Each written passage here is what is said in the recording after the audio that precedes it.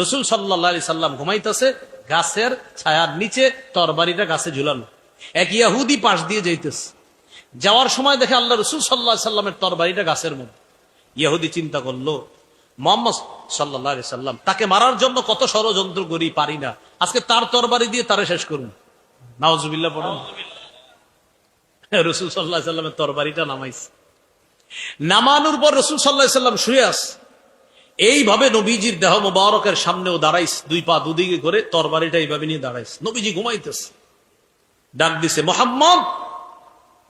রসুল সাল্লাল্লাহু আলাইহি সাল্লাম চোখ খুলছে।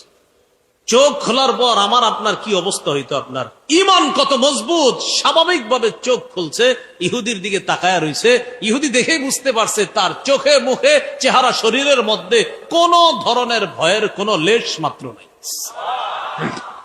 সবাই তাকাইছে, কি হইছে? ডাকতেছে মুহাম্মদ। হ্যাঁ বলো, কি বলবা? চিন্তা করছি উপরে তরবারি।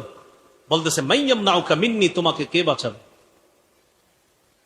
রসুল সাল্লাল্লাহু আলাইহি সাল্লাম যে জবাবটা দিলেন, আমরা ওই জবাবটা দিব, একটু জোরে দিব। নবীজি বললেন আল্লাহ। বলেন কি জবাব? দিল থেকে। এটা এর চেয়ে সুন্দর আওয়াজ আর নাই। বলেন কি? কাঁপতে কাঁপতে তরবারি নিচে পড়ে গেছে। এবার নবীজি তরবারি নিয়ে কয়, তোরে কে বাঁচাবে? ইহুদি বলে, মুহাম্মদ তুমি ছাড়া কেউ নেই, আল্লাহ বিশ্বাস করে না তো, তুমি ছাড়া কেউ বাঁচাবে না। নবীজি বললেন, আমার সাহাবীরা ঘুমাইতেছে, জানলে সমস্যা হইব, যাও আমি মাফ করে দিচ্ছি।